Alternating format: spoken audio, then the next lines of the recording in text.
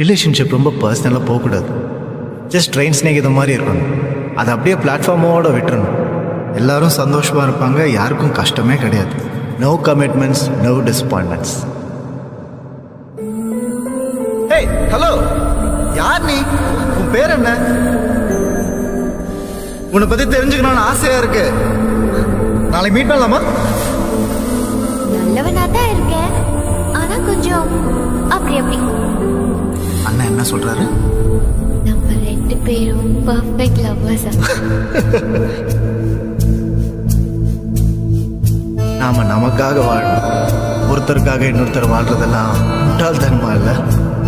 லவ்ங்கிற வார்த்தைக்கு அர்த்தமே இல்லை. It is just a fantasy.